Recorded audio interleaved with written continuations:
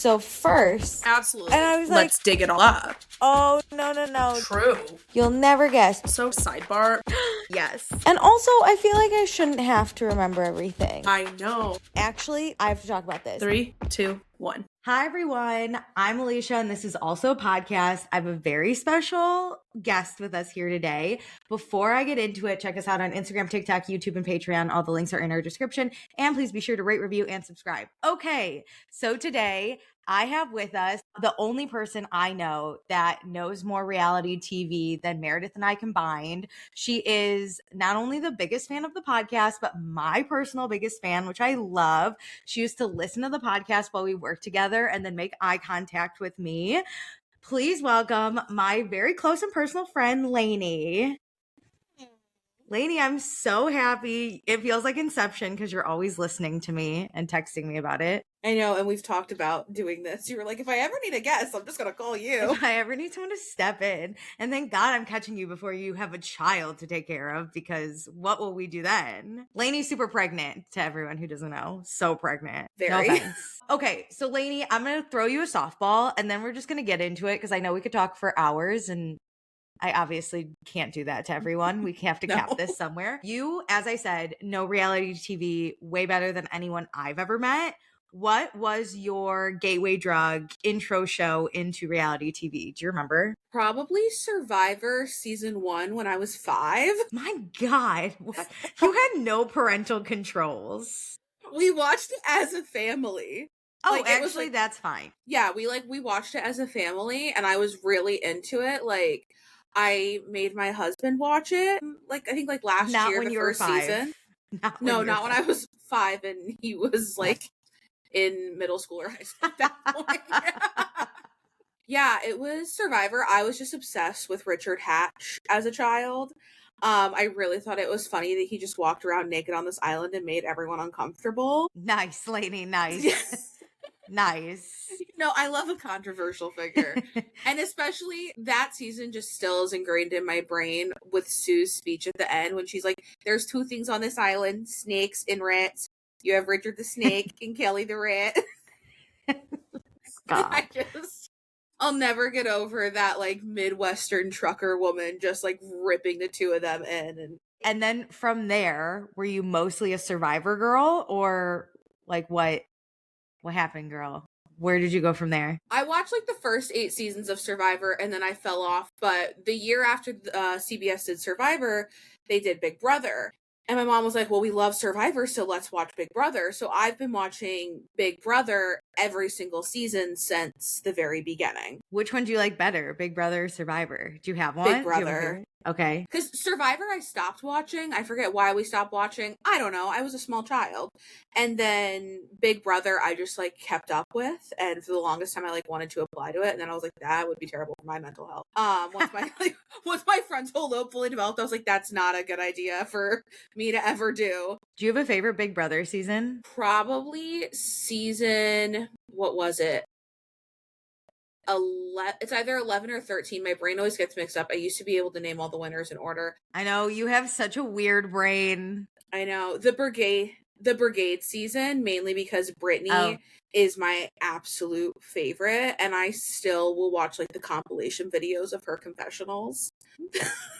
TikTok's biggest fan, just watching Brittany compilation videos. I love it. I like when they're all making fun of Rachel and they like put her hair extensions in and just like rip into her. Yeah, that was definitely season 11. Just, Big Brother from the beginning. The recent seasons I don't love as much, but I'm never gonna stop watching. I even watched when they did the terrible online one. Oh my God. A real fan. I came in like season, what was level 6? Was that 20 with Tyler and Casey? That was like 1920. That was when I met Meredith and she was like, watch the show. And I was like, okay. And then that's where I got into Big Brother. And then God for Paramount, who then put all the seasons so I could go back and watch a ton. Okay, so I was thinking about this because when I first texted you and I was like, figure out your intro show to reality TV, you were like, what the fuck? What do you mean? I thought about mine. Mine, I think, was Amazing Race. Did you I ever also watch watched that? that. That was also part of that CBS. But my mom, when we watched Amazing Race as a family, but my mom wouldn't let me watch Survivor or Big Brother because she said it was raunchy.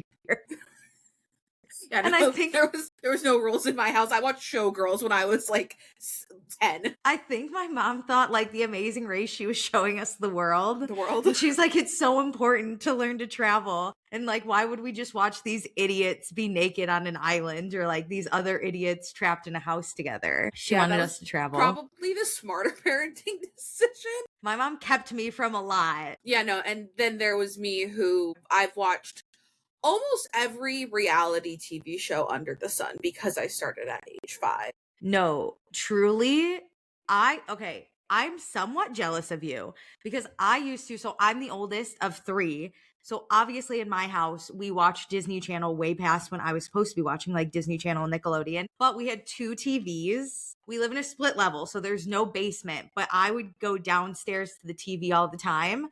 And I would have, which when we had like remote, like obviously, like a remote with cable, and I would put on Disney Channel and then I would switch it to MTV and then I would hit the back button. When I heard like steps coming, I would hit back and my mom would always be like, they're watching this same thing upstairs. I'd be like, I know, I like downstairs better though. Like, I want to be alone. Back, and I would watch Real World was my Mm-hmm. intro into like MTV. And I would watch Tila Tequila, which was terrible. Oh, I love Tila Tequila. That was my first intro into like lesbians too. I was like, because I had always seen gay like men, I feel like that was more normalized. And remember Degrassi, there's Marco the gay kid, and I was like, oh my God. He was my favorite, Marco and Paige. Boys are gay. I was like, obviously. But then I saw this show and I was like, so this is what lesbians do, I guess. You're like, and bisexuals. I've never experienced any of I never knew what a bisexual was until Tila Tequila. And now she's like some freaky Jesus weirdo. Yeah, and then she I think dated, you like, told Casey me that. Johnson of like the Johnson and Johnson. Oh, family. You're right. Did she have kids with him? Casey was a woman. Oh, she passed away a few years ago. Had like drug problems. I don't know. Oh my God, R.I.P. Okay. Yeah. When did Tila Tequila become straight then? I don't know. Because now she's anti-gay. Yeah, so is Nicki Minaj. That's so true. But like also MTV released the files of Tila Tequila. Let me rewatch the show. Yeah. There's a lot of old MTV shows that I wish that they would put on. Because they're problematic. There are even seasons of The Real World they won't release. No, there's seasons of The Challenge that they won't put on, specifically the one where Kenny and Johnny and... It wasn't Johnny, because Johnny's still on the show. Evan, the hockey guy. The hockey guy. Where they assaulted the Canadian. Tanya. Yeah. Yes, they don't have that season. But like, we know what happened. Hello, I was watching that at 15. And I didn't get it at 15, but now I get it. You know, it's terrible, but them making fun of Paula's eating disorder and Paula just crying hysterically. Oh my God. The challenge was so problematic, but it was so... Should we just talk about our most problematic things that get a giggle from the challenge? No, it was terrible. I used to have such a crush on Kenny too. And he always made fun of fat people, even though he was fat at one point and he lost a ton of weight. He would probably berate me for being fat. But he has a gym in New York. In New Jersey. In New Jersey. Not even in New York. He came up on my TikTok, some like chick on TikTok post like single and hot people, and she put Kenny on there like as if people don't know who Kenny Santucci is. The first and last name. You're like, girl, I know his birth certificate. I'm like, ma'am, I was watching him on TV in like 2005. It's 20 years later, and this man is still single. Ma'am, he would have fat shamed me as a child, okay? I got it. Yeah, I had such a crush on Kenny and Evan, honestly, and they were both terrible people. Evan, I think, he assaulted Tanya, which we can never get over. He was less bad than Evan, though, I will say. Yeah, or than Evan Kenny, was bad. Sorry. But Evan was bad. Then there was Dunbar. Dunbar was bad. All these men would have fat shamed us as children. They were terrible. If you look back at old like seasons on how like Wes spoke to Casey in that like final that they did together during Fresh my Meat. God. In Fresh Meat, when he was like, come on, you lazy piece of shit or whatever. Remember there was one girl too who was like, don't talk to her that way. But this was when we hated women specifically. So like women sticking up for women, there was no worse crime, especially on a reality TV show. No, that's what I mean. Like, I love, and I loved, and I still love, like, Tina, Veronica, Rachel. Oh, But, I like, loved the Mean Girls, but they were they were such bullies. so mean to Beth and Tanya, but, like, it was also hilarious. Like, one of my favorite reality TV moments ever is just Beth, Tina, Beth, Tina, Beth, sock. Remember when they threw all of Beth's shit in the pool? Yeah. And I remember watching that and being like, yeah, get her kind of Like, thing. Beth's the worst. As an adult, I am like, it's so mean. I would sue. I would sue them for all their worth, which is only the $1,000 they win in the prize pot, because it's the 90s or the early 2000s. So little. And you were competing for maybe $5,000, and you had to split that amongst a team of 7. And they just, and the challenges were just like so bad too. Like, because we still watch the challenge. Okay, I gave up recently, I think. Honestly, season 41 was really good. We binged it not too long ago. We had watched 40 while it was airing, and then 41, we just, like, you know, we had probably watched like 5 seasons of a challenge in a row. We're like, okay, we don't need to watch 41 right now. Binged it a few weeks ago. So good. So good. Oh, maybe that's it. I was trying to watch it live, and I was like, I don't give a fuck, honestly. No, that one needed to be binged. Okay, 41, Vets and New Threats. And the new people were good. I definitely watched Spies, Lies, and Allies. I watched Ride or Dies, which was 38. I don't know. Oh, Emmanuel, I watched that one. Okay, I gave up at 40. I have no idea what happened on 40. 40 was good too. 41 also had like Ashley Mitchell back, who I love her so much. She's going to be on the new season of House of Villains, which I'm really excited for. She was problematic, but as a person, she is not problematic. She's just, as a reality star, is problematic. Yeah. But also not, because she just stood up for herself and people hated exactly. Like in 41, Anisha was like, you're fat shaming me. She's like, I'm not fat shaming you, but for you to say you're in the best shape of your life and you're going to beat these 22-year-olds is delusional. She's like, I'm not going to beat them.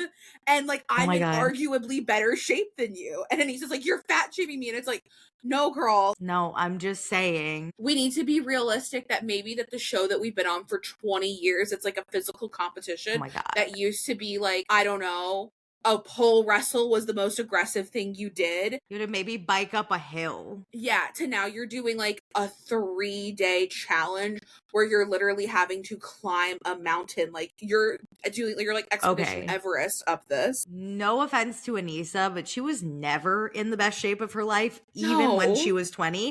There was that one season that she like made it to the final and then was like walking up a hill because she couldn't fucking run or ride her bike. And she was like paired with someone. And I was like, oh my God, I think it was Mark. She was paired with Mark and she was just bringing him down. And I was like, I'm gonna fucking fight her, dude. She's never in the best shape of her life. Anissa, I love you. You will never win. I'm so sorry to tell you. You will never win. Like, and like, Nani too. Nani girl, you've gotten so close, but like. That sucks, is Nani's always right there. Mm-hmm. And then she's never. Also, though, back to Ashley Mitchell. Shout out her for taking all the money that one season. That's my favorite. I hate when Johnny Bananas did it, but I loved when Ashley did it. I was like, rock on, girl. What was his berating her. Hunter was terrible to her. He literally was like, I'm going to go after that slut's family. And then when she was like, you said you were going to go after my family and called me a slut, he goes, I didn't call you a slut. He had no problem with the fact that he said he was going to go after her family, but he was like, I didn't call you a slut. Get my wording right. No, he was a nightmare. Oh, I used to love the challenge. And then I started getting really into Real World and Road Rules just so I could know these people when coming in, because I hated, like, I think my first season on MTV was Real World Brooklyn. Okay. And then I like went straight into the challenge. And I was like, God, I hate not knowing these other people. And also, what the fuck is Road Rules? Which Road Rules is just the challenge. So those people arguably always do better. I had watched like The Real World Austin, which was like Wes's original season on MTV. Yes, I went back to watch that, and that was incredible. I watched Real World Key West, which was Johnny Bananas Incredible. and Paula and Derek. I remember them having to evacuate their hotel. Svetlana, she was quality entertainment. Sveti. No, I love the Real World. I love the challenge. I miss the old format, not gonna lie. I want them to get drunk and fight. Okay, I want them to get drunk and fight. I miss when we would have big teams because I thought the strategy was different. Mhm. This pairs stuff, once in a blue moon, it's fun when that's how you like introduce new people. Like I think Fresh Meat was genius. Yes. But then like give me 3 teams of like 15 and let's see what happens. Cause then we gotta cut the fat. That's famous. Yeah. You got to cut the fat and figure that out. But also you don't want to be left with like just a good team because they might eliminate you at some point. Like it was strategically way better. And you want to hear how diseased my mind is? When you said Real World Key West, I was like, oh my God, I went to Key West recently and all I did was thinking about that season of Real World. The house is on Airbnb. I was like, I looked at it. That's how diseased I am. Which I couldn't afford it. Obviously, it was just me. But yeah, when I was there, I was like, so this is where they were partying. I get it. But also, I think Key West was it's like full of old people. So part of me was also like, I don't know how this would have gone. Because now I go to these cities, because as a kid, I was like, yeah, Portland, rock on. But now I go to these cities and I'm like, oh, I wonder what it would be like to be 20 years old on TV, just being paid to get drunk, basically. I could do it, maybe. You could do that anywhere, probably. Yeah. Key West, too, because, like, I vacationed there a lot growing up. Oh, yeah, you're from Florida. Yeah, unfortunately. You know, you have your mix, because, like, it's a lot of older people, and it's a lot of just, like, old fishing dudes sitting in bars. But then, like, I've been there for a bachelorette party, and it was, like, a ton of young people out. And there's, like, also, like, Key West has a huge drag scene, so there's, like, a ton of drag clubs. You're right.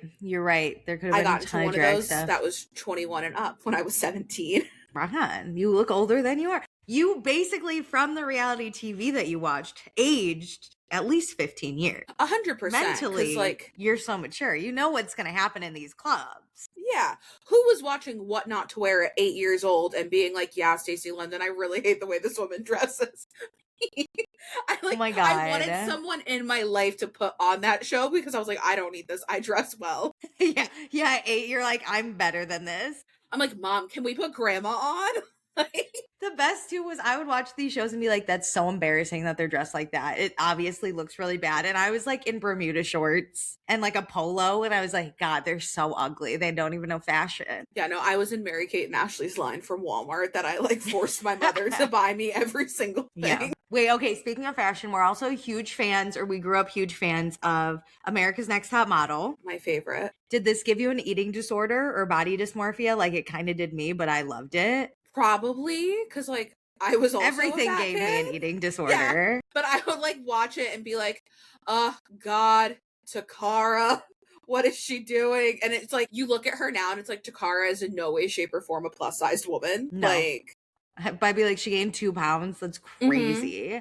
Cassie, who was like a stick, and they were like she was like on Go Seas and they were like, yeah, she's just a little too thick. And I'm like looking at myself like, this was the show. I remember watching this with one of my friends growing up because we would devour this show. I was like, I think I could be a model. And she goes, no, you can't. Your torso's too small. And I looked at her, I go, what are you talking about? And she was like, you have just like a really short torso compared to other people. So we like got in the mirror and she was like, this is where my torso is. And yours is way shorter. And she goes, and that's why your fat is like a, she was like, that's why your fat looks different than mine. Basically saying like, that's why I had more belly fat. And I looked at her and went, oh, thanks. Okay. Thank you for that. I actually didn't know until right now that was a thing that could be wrong with my body. As a kid, I was like, I want to be a model because I was like obsessed with fashion and all that shit. And I think I was maybe like at most like 6 or 7. And my mom took me one of those like Barbizon modeling things. And they basically just told little me that I was too chunky. And I was like, oh, okay.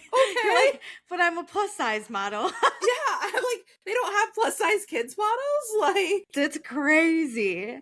No, this show was so good though. And you let me know there's a documentary coming out. I think by the time this airs, it will be out. It's like about the crazy shit they did. Because again, we didn't know it was problematic to change races on TV as and 12-year-olds. Put them in a milk mustache. Yeah, I had no idea at 12 that was a thing I should be concerned with. And as an adult rewatching that, I go, oh, I don't think that should happen. I don't think you should turn a black woman Asian for some reason. I think that's crazy. Well, there's actually 2 coming out. There's the one on Netflix that Tyra is involved in. And then there's another one, I want to say it's on like Hulu or something else that she's not involved in that Janice Dickinson will actually be on.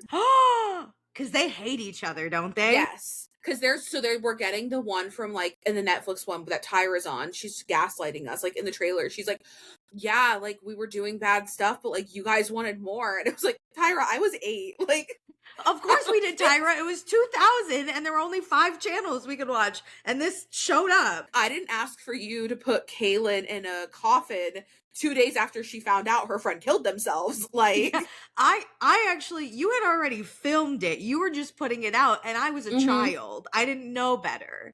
Thanks, though, Tyra.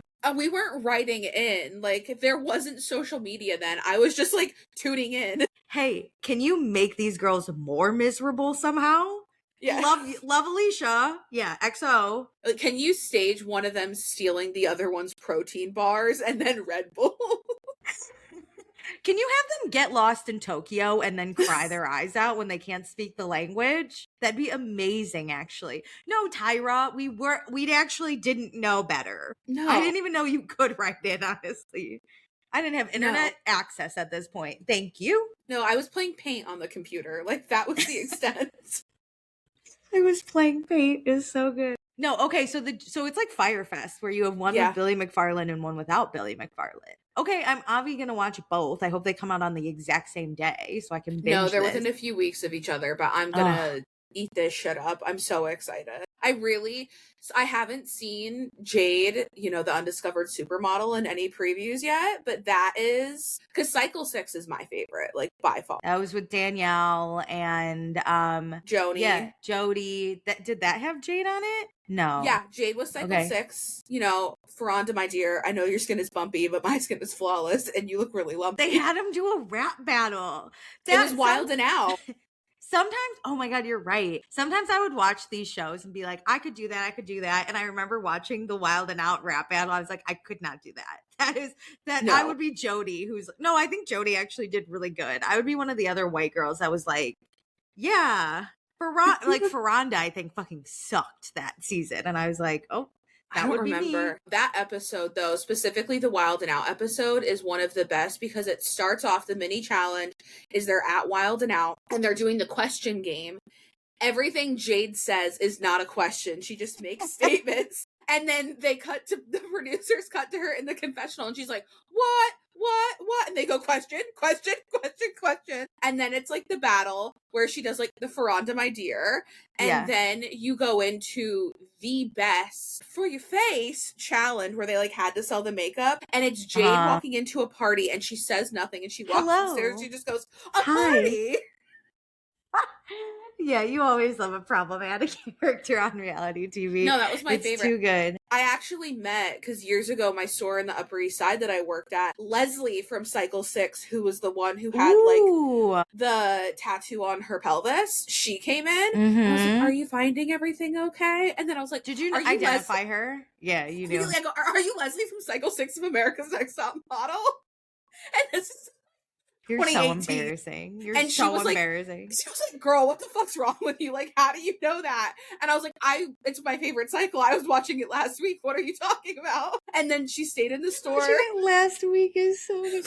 She's like, girl, I don't even know who I am anymore. I don't even know I'm Leslie from Cycle 6. Yeah, we talked for like an hour and a half about reality TV. My first question is, was Jade really that crazy? And she was like, yeah, like in the house, all the girls hated Jade, but like I gave her the benefit of the doubt because I was like, okay, like we're on reality TV, like maybe she's just like, hamming it up for the cameras. And she was like, but we both lived in New York afterwards. So I went and got like lunch with her a few times, and she really is that fucking crazy. Do you think is she going to be on the Janet Dickinson one, you think? I don't know. I've never seen her come up because like I try to like stalk her, obviously, randomly when she pops into my brain, which is often, and she's nowhere to be found on the internet. Damn. Because, okay, Tyra's has the Jays, which I thought they both didn't really like her anymore, but I'm sure they need publicity somewhere because without the show. But then, Janice, sorry, I'm like short circuiting. She got into beef with Tyra because that's why she left the show and they brought in Twiggy. And then Janice had her own show on E! Oh my God, you're right. Because Janice really did love a fat shame. She really did love to call girls some fat Janice stuff. Is the original supermodel. She is. So she claims. I get it. Well, she would be like, you're fat. And then the girl would be like kind of horrified. And everyone would be like, but she's the original supermodel. So she can do it. She can say what she wants. Oh my God. Also, though, I went to Amsterdam a few months ago and they were talking about Twiggy. I literally turned to my friend and I go, I know exactly who Twiggy is. And she's like, how do you know who Twiggy is? I go, America's Next Top Model. She was a judge. She showed up and was a really nice judge, which we weren't used to, but she did mod. Never She was the original mod model. With her short little haircut. And the big eyes. And the big eyes. She didn't want that haircut. I know. My friend was like, can you shut up and let the tour guide do his job? And I was like, absolutely not. No. They're leaving out the most important piece. When they cut Cassandra's hair and Tyra was like, I specifically asked for Mia Farrow from Rosemary's Baby. I loved when they did makeovers. That was like, I needed at least 4 girls crying. And now you have Molly from who's on Southern Charm, who had like one of the worst makeovers ever because they gave her that awful weave that was literally coming off of her head and like the sewn in, like you could see it right here. Yeah. And then I saw an interview of her. I think she was on like Watch What Happens Live or whatever. And in the finale, they like chopped it off to like literally right here was her hair. Andy was like, oh, did you do that just because you thought you were going to win? And she was like, yeah, I would not have cut my hair off. She's like, I'm going to win. Then I can go get extensions. And then she lost. Which is so sad. I know. She should have maybe won. I don't know. I didn't watch that season. But knowing Molly, I wish the best for her and her modeling career. Okay, wait. Before we get into Bravo, let's go back to being 2 chunky kids. Remember Fat Camp? Remember when you came over to my apartment earlier last year and we watched For people who don't know, Fat Camp was on MTV. It was this one episode special that was like maybe an hour and a half. And it was about all these fat kids that were forced to go to Fat Camp. Well, either they wanted to go to Fat Camp or their parents forced them to go to Fat Camp. And this show followed them around. This is like a literally, I don't know if it's real. If we hadn't watched it recently, I would be like, this wasn't real. Because I remember it started off as a True Life episode. Oh my God, you're right. Which True Life was also. That's how I found out about drug addiction and stuff. Oh yeah, the guy who got calf implants. It's so educational. But yes, okay, it was like, I'm going to Fat Camp or I'm a fat kid or something like that. And so then they made a full special about it because these kids were insane. They were all falling in love at Fat Camp. I don't know how Lainee and I discovered that we both watched this, but it's a fever dream. And then I went over to Lainee's and it was Lainee, me and her husband. And we were like, what do we do with our time? And I looked at Lainee. I was like, should we watch, like, see if we can find Fat Camp? And she was like, immediately. Obviously. We YouTube. It's all on YouTube. It's so grainy. You can't see anything, but it was so worth it because it was as good as I remember it, if not even better. My favorite was it was all children and then that one woman in her 20s who sent herself there. Yeah, because Weight Watchers like didn't work. Yeah. And first of all, not fat shaming, because when I watched this in 8th grade, I said, I want to go to Fat Camp. I begged my mom. I was like, Mom, I think I would be one of the skinnier ones at Fat Camp. Like I wasn't even. I will run Fat Camp. Listen. I didn't even need Fat Camp because I wasn't that fat. I was just a little chunkier. You know, I wasn't a stick skinny girl, which in the 2000s, that's what you had to be. Yes. I was normal sized and athletic, but I was like, damn, if I go to Fat Camp, I'm skinny mini. I am top of the food chain because all these other fatzos I was like, have to bow down to me. Like I could have my first kiss at Fat Camp because I would be like the queen of Fat Camp. I was dating in 8th grade this really skinny guy, and I remember being really insecure, but I also wanted a boyfriend. So, like, you had to do what you had to do. I was really insecure because he was way skinnier than me. And I was like, if I go to fat camp, he'd be fatter than me. Same. That was or me I'd get like a with- fat guy to love me, and then I'd be the skinny one. That was me. My like one boyfriend I had in 8th grade was for a week. He is now one of my best friends, and I went to his wedding for his husband. Amazing. Ago, Amazing. So. And you're like, did you think I was fat when you were dating me, or did you think I was skinny? And he's just like, girl, I was gay. Like, because now, okay, for anyone who's like, oh my God, we are not fat shaming. We were not skinny kids. You can look up pics. You can look up the pics. However, we did not need to go to fat camp. Because some of these kids, their parents really were like, you must go to fat camp or else Diane. Your doctor said you're going to die, basically. Yeah, poor Diane was forced to go to fat camp. She hated it. She was miserable. Her mom was the nurse.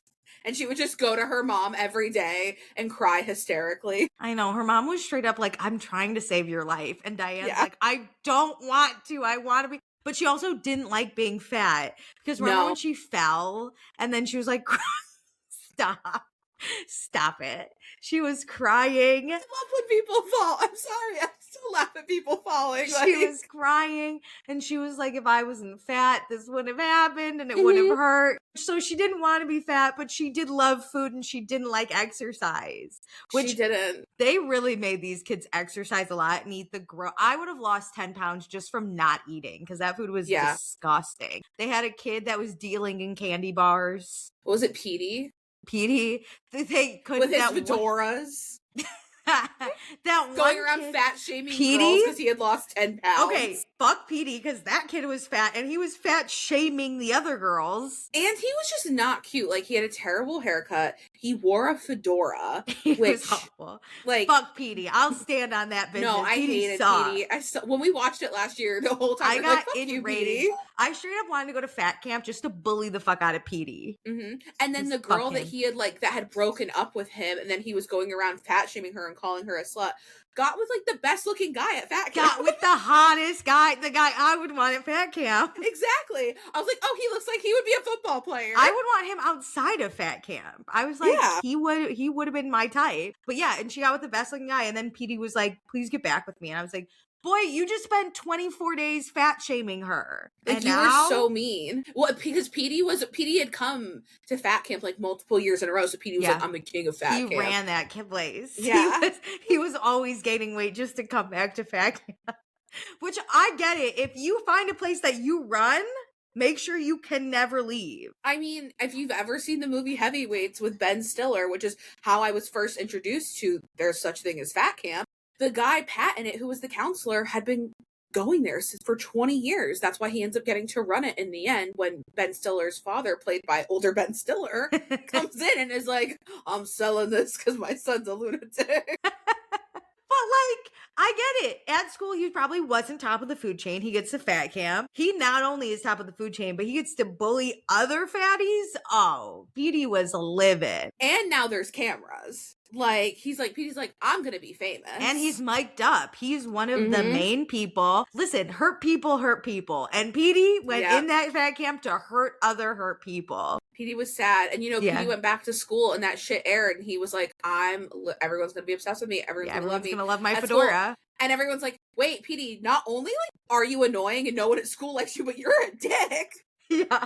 You're also really mean to people. Yeah. For no reason. Because Petey would just walk by someone and be like, what's up, fatty? And you'd be like, sir. Remember the counselor had to talk to him and be like, you can't bully other people for being fat.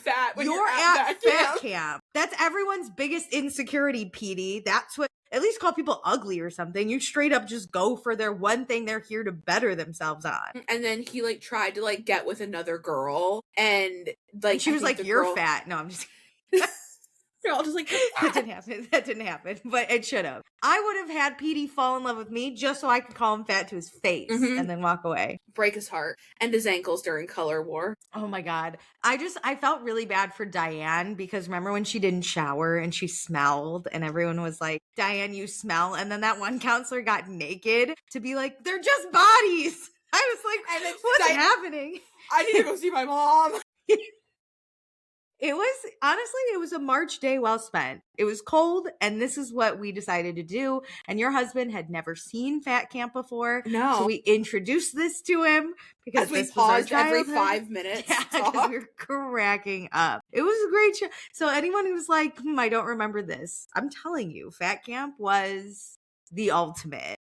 Okay, but we have to go because not go, but we have to move Switch. topics to Bravo, because that's truly where we bonded and figured out that we have the same hobbies, which is just watching TV. Okay, what was the show that introduced you to Bravo? Or do you remember like discovering Bravo? Yeah, it's not one that you would think. It was Queer Eye for the Straight Guy when I was 8 years old. Oh, nice. Because I've been OG obsessed with Carson Kressley. Like, I was watching Drag Race earlier this morning. So yeah, I was an OG Queer Eye for the Straight Guy girl. After that, Project Runway turned on, and I became a Project Runway fan. And then in 2006, I was, a little 6th grade girly, and I had already been. Please identify your age as you watch Queer Eye and Project Runway. I was 8 years old watching Queer Eye, being like, oh God, you're like, gay men.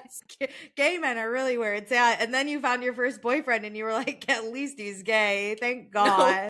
Listen, I've been obsessed with gay men since I was a small child. Like, my mom had a hairdresser who was a gay man. I was obsessed with him. He called me and my sister Paris and Nicole, or Mary Kate and Ashley, whichever he felt like when we walked into the salon. Grew the love even more, honestly. It really did. And then I'd meet Richard Hatch on Survivor, and I'm like, I'm obsessed with you. Queer Eye for the Straight Guy comes out. I go, this is my show. And then, I was watching not reality TV, but Desperate Housewives when that was airing when I was in 4th and 5th grade. Yep. And I'm watching Bravo at the same time, and there's this thing called Real Housewives starting. And so I was like, I'll watch that. So I've literally been watching Housewives since the very OC beginning, came on, since the OG OC season. I remember watching that reunion in Vicky's backyard of them just like on stools. I am not that deep. However, I have been getting deeper. I'm up to date on all that's happening. I just need to watch it because I'm the type of person that can't just jump in. I have to know the lore and the history. So I am actually working my way through the OC right now. I think I'm on season 11 or 12. It's a big ask, but this is what I watch. We also, you understand this, we would watch reality TV at work. And so I still do that. Yeah. And so that's how I'm getting through this, is through. So OC has been my work show, but man, is it a great show. I don't know what is in the water in the OC, but that is something else. I don't love her, but Tammy Sue is what changed Housewives when she looked at Gretchen. Because before it was just like, it was their lives. It was watching Gina Kioff's kids like treat her like shit. That it was just their, because if you watch like the old seasons, it's just them like separately living lives and then occasionally grabbing like a lunch together. Yeah, and then Gretchen comes onto the scene and Tamara's jealous. Tamara looks at Gretchen and goes, "Did you go to Bass Lake?" And that was like the first time that a housewife had come at another housewife, and it became like, this is going to be like a battle situation, and that's how the drama started. I really hope that Tamara is not on the next season of the OC, because she quit like 3 times this last season, and I'm like, give it up, Tammy Sue. No, just leave it alone. How do you feel about Gretchen coming back? It's fine. I like the conflict between her and Tamara, but she's already not on the next season. Yeah. And it's not like she got like, I think she was just a friend of this last season. I don't want Slade Smiley on my television ever again. That I've had to deal with him since season 1. He is just a clout chaser at this point. And he was so degrading with Joe. He was terrible. His original housewife. And then him and Joe got a TV show on Bravo, a dating show where they picked out each other's partners. Slade is so freaky, dude. And then he had the gall to come to one reunion and be like, I don't care about being on Housewives. And everyone was like, sir, you wish you were a woman to be on the show. Him and Joe Gorga are the same. They both wish. We can get into Jersey. They could be housewives. Okay, because I do think we differ on our Jersey opinions a little. Are you team Teresa or team Melissa? I'm a tree hugger till the day I die. Oh my God, I'm like, blow them both up. I couldn't. Teresa drives me nuts, but you love a problem. You I can love a problematic separate- person. Yeah, Teresa would drive me nuts. All I think about is if I met Teresa, she would drive me up a wall. See, but that's the thing is there's people like Teresa, Ramona Singer. I think I could do lunch Like- with Ramona though. No, I think she's racist and terrible, but I She's think I could awful. maybe. Ramona's favorite restaurant was the Atlantic Grill on 77th and 3rd, and I worked on 76th and 3rd at a boutique.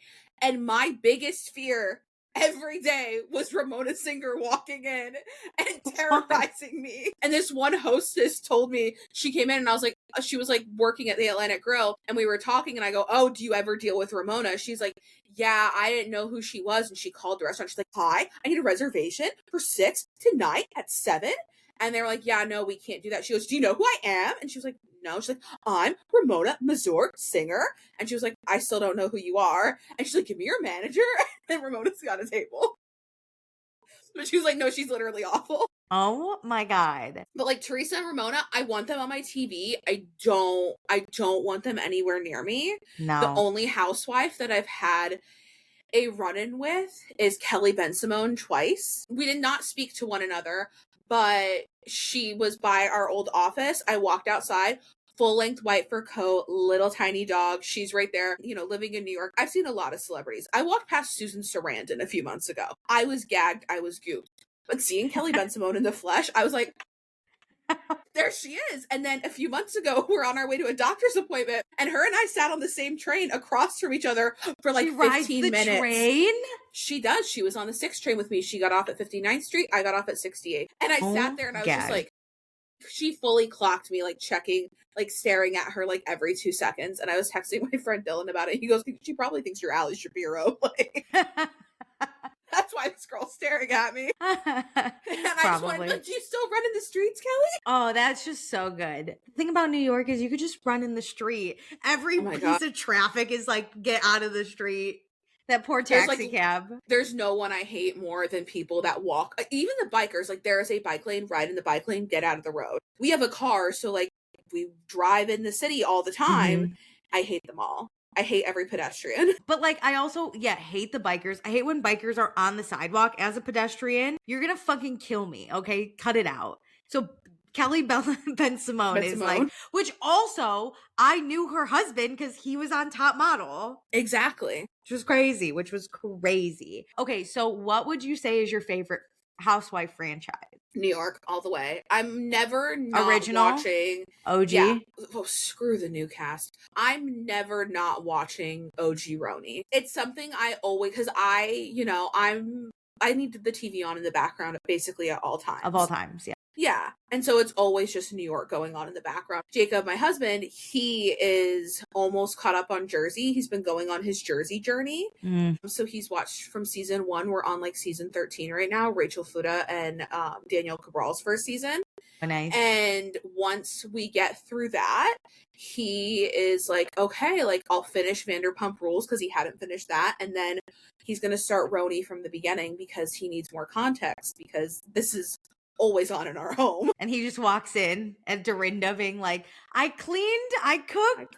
I mean, he's like, nice. What happened? Yeah, I found out recently your favorite's Dorinda, which someone at your baby shower was like, because for those who don't know, Lainee's so obsessed with reality TV and like pop culture. She made us all take a quiz at her baby shower about her, not about the baby. And it was a bunch of pop culture questions of what Lainee prefers. Yeah, her favorite housewife is Dorinda Medley, which someone then was like, Dorinda's crazy. And Lainee's like, yeah, and that's why I like her. Like, I don't want someone sane.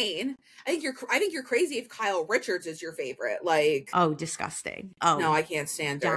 Die immediately. Okay, so you like Roni. We've talked a little Jersey. I quote Jersey all the time for no reason other than who threw my husband in the pool? My husband. My husband. Like when people say my husband, I just go, my husband. I literally call my friend on his birthday every year and I go, first you were one, then you count two.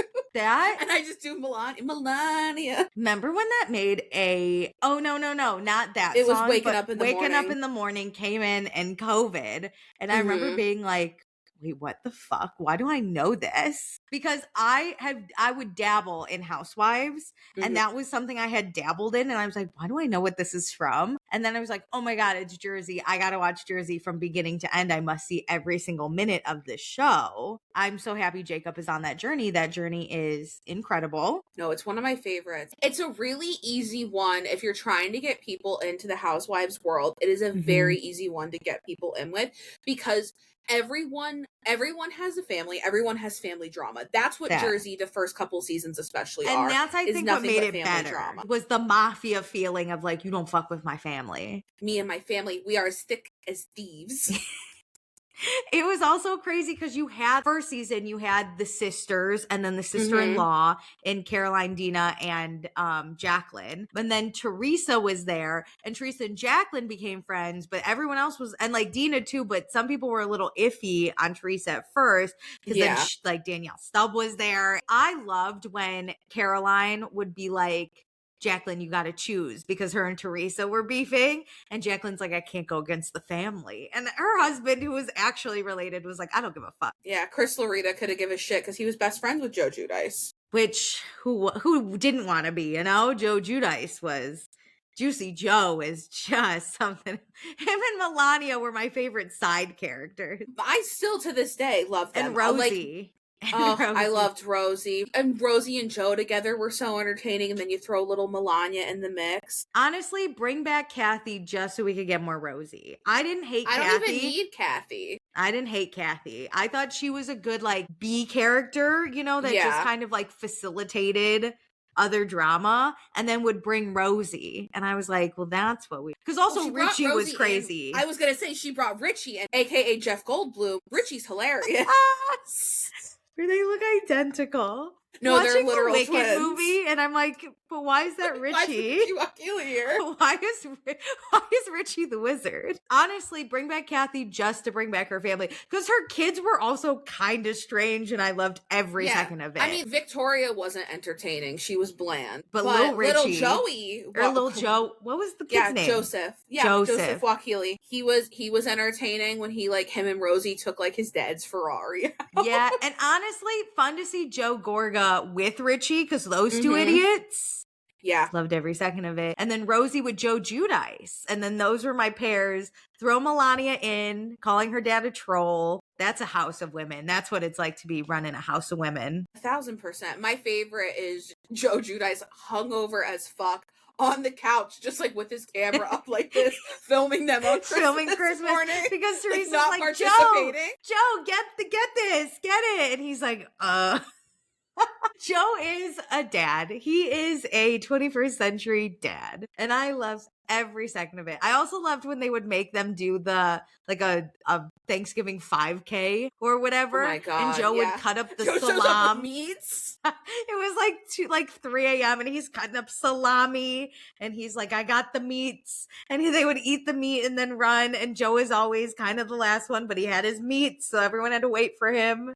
Or he'd bring cheese sometimes. Like, he was just, I miss him so much. You know, my favorite Bravo moment of all time, and people are like, it's disgusting. How dare could he speak about his wife like that? Is when they're at the vineyard for Caroline's birthday, and Joe's on the phone with his mistress, and he's moaning, and then he's like, oh, here she comes, my bitch wife. She's such a cunt.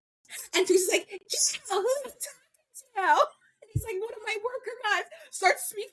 She's like, Joe, let's fuck in the vineyard. Oh, I know you love that. Listen, I know it's a kind of disgusting moment, but that is so funny. So funny. It's even funnier because when you binge, because we've obviously been watching Jersey, every time they talk about Joe being bad to Teresa, that's the clip that they play. Which is, it's just bad because then as viewers, all I do is laugh and go, I get it though. I get it, because he's trying to talk to his mistress and he's like, here comes my bitch wife. She's such a cunt. And you hear Teresa, Joe!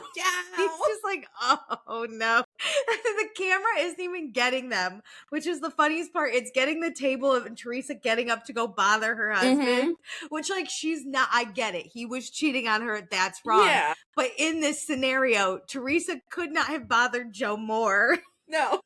He literally gets on the phone. He's like, "Oh, don't do that to me." He's like moaning on the phone, and then Tracy's just like, mic'd "Joe!" up. Which was always because you brought up Christmas when she's like, Joe, get the kids, get this on camera. And he is so hungover. And he's like, oh my God. And he's thinking, this is why I have a mistress. This is why Teresa's driving him up a wall. You can tell how much wine Joe drank by how skinny he was after he got out of jail and then ICE custody. Yeah, that man was always drinking. Oh my God. And it was amazing. You know, he made his own wine. He was incredible. One of the dumbest men I have ever seen on my TV. And he'd always be like, I'm really smart. Yeah, he is so fun. It was always so funny though, because not only did he have to deal with Teresa, and I know Melania has to be one of his favorite daughters. Oh, that's by far his favorite daughter. Oh my God, the way Melania treated her dad. If Melania was awake that day, Joe Giudice never had peace. But they terrorize each other because Joe's like, Melania, you're fat. She's like, you're fat. Yeah. She like looked straight at him and be like, are you kidding? It was like Petey calling someone fat. And Melania, are you kidding? Have you looked at yourself, you ugly troll? He never let that man have a moment of peace. No, he could be asleep. Melania terrorizes his torturing dreams. him. God, I love her. She turned 20 the other day. I can't believe it. Oh my God. I wish she was still a terror. I wish she was still on my screen. Listen, I get it. I don't think the kids should be that involved in this bullshit. I don't like it that much. And now they're all sitting around and they're like, oh, we hate Melissa and Joe. And what? I'm like, stop being mature and start being annoying again. Yeah, be little shits. But I do appreciate them calling out Melissa and Joe. Oh, like we Melissa differ, being like, we differ. Antonia would never say anything. No. And it's like, okay, but yeah, Teresa would never comment on their kids' depression issues like you would. Like, we differ. I think you should keep the kids out of it. Because then now, and I know it's just for the show, but now they're all together again. And now these girls have spent years hating Melissa and Joe. They all of a sudden have to like get over that because their parents are cool with them. It's not Teresa's fault that they don't like Melissa and Joe. Like, I'm on the season where Melissa and Joe are on their podcast talking about we're the reason they had food on their table when Teresa was in prison. Like, and the girls were older at that point. Like, Gia's in college. Gabriella's about to go off to college. Melania's like 16. And they're actively talking about this stuff, talking shit on their dad, which is like, I don't know if you've never spent 2 seconds watching Melania. Yeah. If you talk shit on the dad, then fine. And like being like, we put food on their table, like those girls are all Gabriella and Adriana, not as much, but like Melania and Gia are mini Teresa. They're gonna be like, oh, you want to talk shit about my family on your podcast? I'm going to go on national TV and talk shit about you. Okay. If they didn't want the family drama, why are they talking about it on the podcast? Carlos King confirmed that Teresa did not know Melissa and Joe were going on that show. She had no idea that they were coming on. But that's why do you think Joe Gorga had that flip out at little Joey's christening? Because he saw his big sister flip a table, go viral, and become a star. And little Joey Gorga, bitch boy Joey Gorga was like, well, I want to be a star. He's the reason that there was a fight at his son's christening. Like, that was his fault. Right, and then they blamed Teresa and Joe. You stole my father. Like, he wants to blame, but it's like, you didn't need to pound the fucking table. You could have just been like, oh, hi. You wanted to cause drama. You wanted to lock in your spot on the show. So you threw a fucking fit. Because you want to be a housewife. And now Joe calls himself a motivational speaker and a stand-up comedian. All he's ever sought was fame, and more fame. And that's why they're going to go on their podcast and talk shit about Teresa. Because they just want to be the center of attention. I mean, Melissa is selling the whole thing about the sprinkle cookies happened. Season 3, they're at season 14, and there's been gaps, obviously, when Tree went to jail, and like we haven't gotten a new season in a while. Melissa's selling sprinkle cookies now.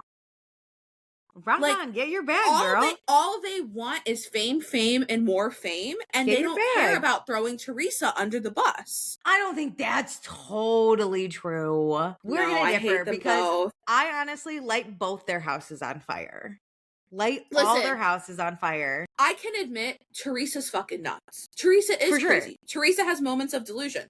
That's why I like her on my TV. Melissa, you know, I agree She with is Jen more Aiden. boring. She is more boring. Melissa doesn't have a storyline. But I hate Like no. Melissa wasn't You going to and I have are another done. kid. Melissa needed a storyline. Melissa doesn't have another sister out there. Melissa needed a No. storyline. Maybe she that's just why I makes up also hate storylines. Teresa, and I have to then be on like the Margin Melissa team because I hate Jen No. Aiden. I've hated Jen Aiden since the day she showed up on my fucking TV. I hate her. I hate her. I can't differentiate these people. I can't do it. I can't just Listen, have crazy. I didn't love Jen at first, but I love Jen's crazy. No. Jen is who she is. She's so funny, and she does not give a shit about what she says. Like, Jen is not calculated in how she speaks about the people on the show the way Melissa and Marge are. No, she's just terrible. Yeah, She says but that's what you want. No, not when you're that terrible. No, I think she's so we're on entertaining. opposite sides of Jersey. We're just gonna have to fucking deal with it, I guess. No, we're never gonna agree. Just know I'm on. If we were at those tables, remember how they had to watch the finale separately? I gotta go in Teresa and Marge's. Not Teresa, Melissa and Marge's room. I'm in that one. Yeah, no, keep me away from Melissa Gorga. I hate when she calls herself Missy G. I just, that's I rough. can't. The best thing Melissa Gorga ever did was wear that pink sequined halter net top in her confessionals her first season. Other than that, get her out of. No, you can keep her because of the company she keeps. Anywhere Dolores is truly is where I am. She is my favorite. I love my Dolo. I love Dolo, but I also do have the mixed feelings about her because of the letter that she wrote in favor of Tommy Manzo. Oh, you're right. Yep. Yeah. I always forget about that. Like, I get I so can't caught up excuse that. in how much I love Dolores and Frank Catania and their whole family, little Frankie. I love all that. Love little Frankie. I forget that Dolores actually sucks as like a person. Yeah. Like, I she, forget. that was just not a good moment in time. No. And I ride for Dina Manzo hard. I still follow Lexi Manzo on Instagram. Lexi Manzo was such a loser when she first started, and now she's so cool. No, she's so gorgeous. She has a shoe line called New, spelled N-O-U, because she loves vintage shoes, so she created her own shoe line. Yeah, they're really cute, actually. Have you bought anything? No, because I have a wide foot, and they're definitely not for that. And their heels, I don't bust a heel. Oh man, that's awesome. I do want to get your opinions on new seasons currently airing. The new Vanderpump Rules. I'm gonna watch it. I watch it every week. I'm not entertained. To me, it's just television to have on in the background, and I'll watch it this one season that they have it on, and it's gonna get canceled. Do you ever compare it to Southern Hospitality? Because I do. I slept on Southern Hospitality. I came in season 2. No. And you were the one that was like, it's incredible, you have to watch it. Mm-hmm. But did I forget, because then I binged 2 seasons of it. Was season 1 of Southern Hospitality better than this new Vanderpump Rules? Yes, because I, as you know, am unemployed right now and have had television on in the background 24/7. And I was like, let me just throw on Southern Hospitality seasons 1 through 3, even though I've watched them live. And season 1 was really good. It was actually entertaining. Grace Lily got me. Yeah, Grace Lily Wavy baby. I'm obsessed with her. It was good. The drama was authentic. And it's because these people were actually a part of a friend group. And that's what made the OG Vanderpump Rules great. But these new people, they're all plants. The incestuous cousins. The kissing cousins. Yeah, they're plants. Angelica is a plant. The Shane dude who got shot 3 times is a plant. I only like it because Meredith and I now have bits from how often we have to talk about the show. Shane has become a really great bit. Shane's a really good bit because we don't know how he got shot, and he has just explained it as when he first explained it, he was like, oh, I got shot. I was going to model and then I got shot by my best friend. And then as he slowly has explained it, he's told us that his best friend shot him 3 times, closed his eye, or actually, I think we made that up. But shot him. They got into a fight and his friend accidentally shot him, I think is what it was. But it sound when he first said it, Meredith and I were like, we don't understand. So we built a whole story about Shane getting shot. I was like, because he appeared as this white man, right? I was like, he probably got shot in the Bath and Body Works parking lot. Meredith thought it was a rival gang. I was like, a gang at the Bath and Body gang? Works parking lot, like a model gang? What are they mad about Shane for? We're like, why do they have guns if it's, I don't know, the middle of suburbia, which we now know he grew up in a trailer park around drugs. So now it makes more sense. But then it was like, and then how did your best friend shoot you? We're like, he had to have closed his eyes and just kind of shot around. And then we were like, did the best friend go to jail? Did Shane have to testify against his best friend? So Shane has become one of my favorite bits because every little bit of his life I get, we add a fanfic chapter. Yeah. But that's how boring the show is that you're having to do that. That's a good point. You know, that is how objectively boring this show is. Like, that we've made up our own story that makes it better. Marcus and Natalie, I could give two fucks about their on again, off again relationship. Nope, it's that's not Kim. even Marcus and Kim. Oh, Natalie's Kim, the other girl. See? Like, it's not interesting at all. Like, this is never going to be a show that I go back and rewatch. Fair. Okay. Did you catch up on Summer House so far? Oh, yeah, of course. I watched that first thing Wednesday morning. What do you think? I'm just really glad that Amanda and Kyle announced their divorce before this, because I really didn't want to have to sit through another episode or season or whatever and just be like, why the fuck are these two together? Like, you genuinely hate each other. Like, this man, like, he is just such trash. You are 43 years old, sir. Why are you trying to be on the keg stand the longest? Like, that's not cute. You're not cool. That's just sad. And, like, we have had to see his blurred out tiny little dick basically every single season of this fucking show. But Amanda gets in the pool in underwear and a bra. Yeah, the bra is mesh and you can see her nips, but she also wears like shirts like that all the time. And he wants to throw a bitch fit. You're right. Like, so annoying. I also I don't feel bad for her for being in this relationship, because you actively married someone who, when you were engaged to, he was like, you should be happy with me. Like, I haven't flirted with someone in 3 months. And he's like, we've been together for years. Like, what do you mean you haven't flirted with someone in months? I'm glad. I don't feel bad for her because, like, you know, you decided to marry that man. This relationship. Yeah, we've already gotten over it. But, you know, I am excited. I'm excited to see it just fully break apart. Are you rooting for Sierra and Wes the way I am shipping the hell out of them?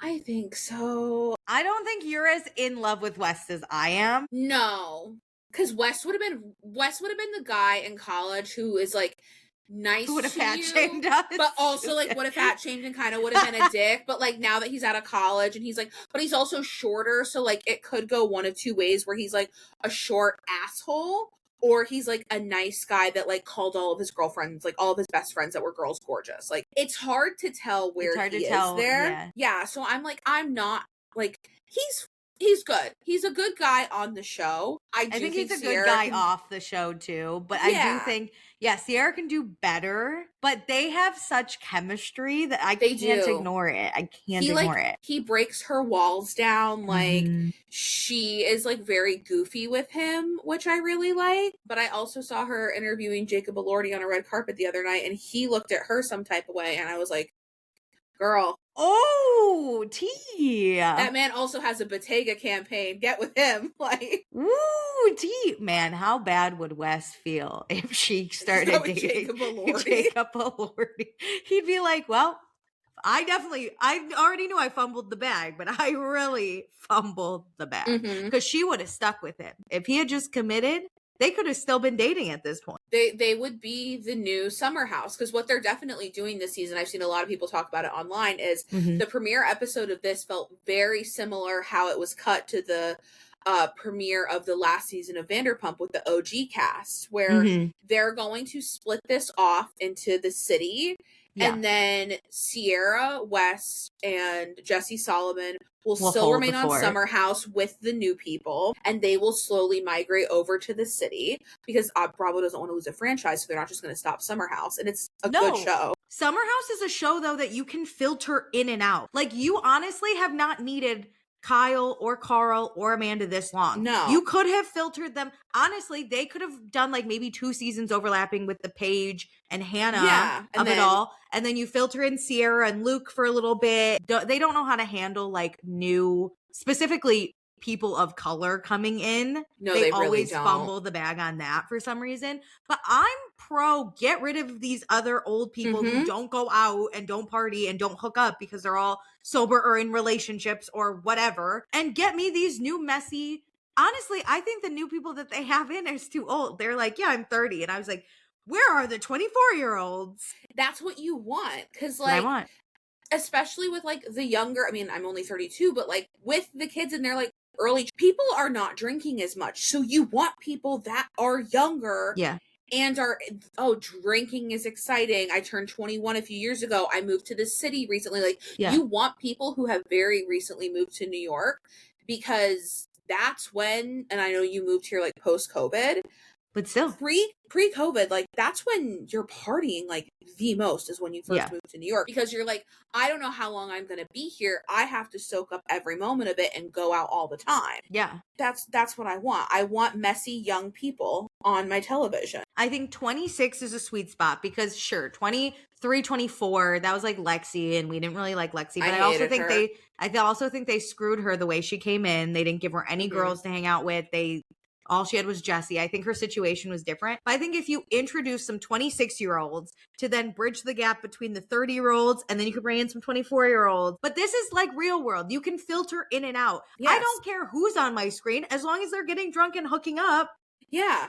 That's fine. Vanderpump Rules is a very different show where you can't just recast it, because we're following their lives. In Summer House, I don't have to follow their lives, honestly. I just need to see them. Season 1 was great because all they did was ride the train into the Hamptons, get belligerent, and then leave. And I was like, lovely. I don't even care. I want people who don't have cars. Oh, amazing. I want you taking the Jimmy. I want them I poor. want you taking the railroad. Poor. I want them like genuinely struggling. I don't want you to have an ad campaign. I want Carl, season 1, losing his job, but still being like, I'm going to blow $100 a day on alcohol alone.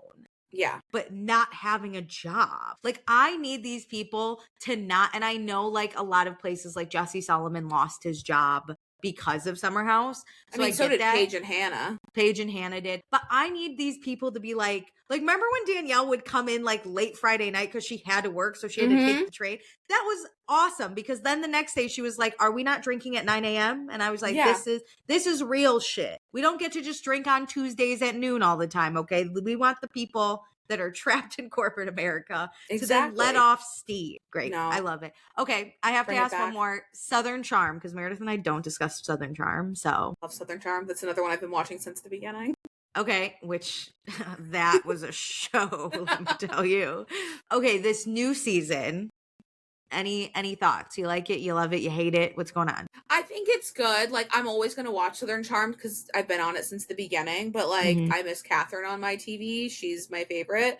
My messy queen. It's good. You know, Craig and Austin really are the heated rivalry of Bravo. I don't love Austin, but I hate Craig. There you go. That's where I am. In the list of problematic men I hate, Craig beats Austin. I'm Team Austin, I guess. And you know what? I used to like Craig. When Craig was like this broke little dude from Delaware, and he was just like, you know, Shep's little bitch, basically. Like, that was entertaining watching Craig stand up for himself when they would make fun of Craig, like, Craig, you're trying to operate a grill. You know, you feel a little bit bad for Craig in his early seasons. Sure. He's a mess, but he is just such a pretentious asshole. The Sally of it all. Get this girl. This is her 4th try of a reality television show. Oh my God. Also, Sally literally was Craig could have been like, I really like girls who chop off their hair and then dye what's left blue. And she would have been like, haha, it's me. Like, and he doesn't even like her. He didn't even like her. If you're at his hot tub, you're in his hot tub twice past 2 a.m. and he still hasn't kissed you, he doesn't like you, girl. No, don't buy the chickens. Don't buy the chickens. She didn't really like him. She wanted the fame that comes with. That's what she wanted. Like, she was on The Bachelor. She was on Bachelor in Paradise. She tried a season of Southern Hospitality. Now she's on Southern Charm. And those 3 shows did not work for her. This is the first time she's gotten like a second season of anything. And so she's like, how do I latch on? Craig's single. Craig has a ton of like publicity from the Paige breakup. Let me try to latch myself onto Craig. When in reality, as you can tell, she wanted to fuck Austin this entire time. This whole time. But Craig was the available one. Poor Austin's ex-girlfriend, Audrey, who has to watch his back. My God, he's terrible. I feel terrible for her. I But no, know. I can't stand Sally. Get rid of those fucking chickens, which, like, I'm pretty sure I've seen that she's gotten rid of. Like, you don't like them anyways. Okay, I must ask, because this is my internal debate every time I watch the show. Charlie was asked out by both Craig and Whitner, and she said yes to Craig, no to Whitner, when Whitner seems like the better choice. Am I crazy? Because people are like, oh, the Southern Charm cast will say that, like, Whitner's not who we think he is. And I'm like, Craig is exactly who I know, and I'd still kind of pick Whitner. I'm going to go with the devil I don't know at this point. Yeah, like, there right? has to be... I'm Team Whitner. I there love has him. to be something wrong with this man based off, like, the relationship with his ex, and we just, like, may not find out. You know, People can grow. People can grow, though. People you can know, grow. his mom seems really great. He's close with his family. He's close he loves with his family. Mom. He's actually a lawyer. He doesn't seem like a misogynist at all. He's currently going out and protesting against ICE, which tells you what you got to know right there. Things that, you know, the I don't rest know where will never Craig's do. been. I don't know where Craig's been, but I did see that Sierra kind of confirmed that Craig was MAGA, so we'll just leave that there. I mean, Craig thinks the earth is flat, so yeah, he's MAGA. He was crazy. Dude, I don't know how Paige dated him when he was like, oh, the aliens are coming, so we all have to wear tinfoil hat. I would straight up right there be like, I think we're breaking up. I lost a lot of respect for her for ever getting with him. I thought that the beginning of their relationship was fully a PR move, and I stand by that. You were always so against it. I was kind of pro it. I remember us talking about this. But then it got to the point where I was like, wait, Craig is so annoying. How is Paige dating him? Like, the way he acted in Winter House and she was still with him after that. Oh, after he's like, I don't clean. I pay people to clean. Like, I'll pay for people to clean. Like, I would have broken up with him right there. Craig, you couldn't pass the bar. You've never been a lawyer. You lied for years. Also, keep in mind, all these women come in and out of Southern Charm and you hit on them and they want nothing to do with you. Mm-hmm. Catherine picked an old, saggy, disgusting man over you. Yep. Okay. I'm sure you tried to get with Cameron. That didn't happen. No. All these girls come in and none of them want anything to do with you. You only got Naomi because she knew you before the show and then she saw you on the show and went, this is fucking terrible. And you dated that girl in COVID who also dumped you. So I don't know what we're doing here. Every woman he has ever gotten into a relationship with ends up hating him at some point in the relationship because he sucks so bad. Honestly, if I was Paige and then I met Naomi, the way I would have been like, listen, I know I'm dating him, but can you like let me know what happened? Do you actually want to be friends with him again or do you just want to get on the show? Because like either way I respect it. I just have to know. Yeah, like just let me know because Craig is just not a good person, and him being on this TV show for so long and his fucking stupid ass made him worse. Being a thing like has made him an even worse human being. You know, I went to Sewing Down South. And I was looking, this was summer of 2024, so it was a while ago. He was dating Paige. I walked in, Craig obviously wasn't there. I was so happy to be there though, because I was like, bravo. And I was looking for the Paige collection, because if there was anything from the Paige collection, that's what I was going to buy. And there was nothing in that store from the Paige collection, because it was all online, because I'm sure no one in Charleston wants the Paige collection, because it was all black and snakes and everything. And I literally was like, do I buy something just to say I have it? So I bought a shirt and I lost it. I have no idea where this fucking shirt is. I've never promoted him a day in my life. 2 Bravo businesses you will never catch me dead walking into or supporting are Craig Conover's Sewing Down South and Envy by Melissa Gorga. My friend was like, friend that lives on Long Island, she's like, oh my God, they're opening an Envy location on Long Island. And I was like, I'll sit in the parking lot, but I am not going in there. I am not giving Melissa Gorga any of my business. Oh my God, that is so funny.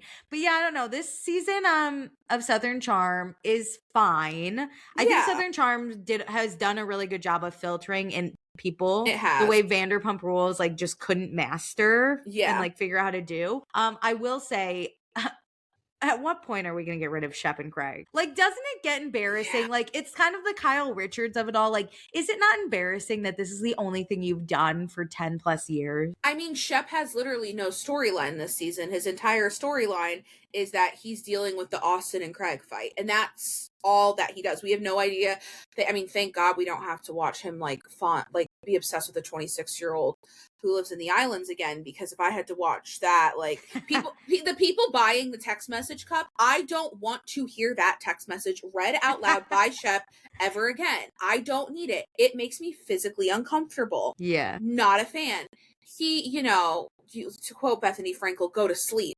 Like, but she should also take that advice herself and get off TikTok. But there you go. There you go. Well, Lainee, it has been such a pleasure. We could talk for literally 7 hours, and maybe I'll have you back if I need another person to step in for some reason. Thank you so much for joining. This was so fun. And with that, love ya. Bye.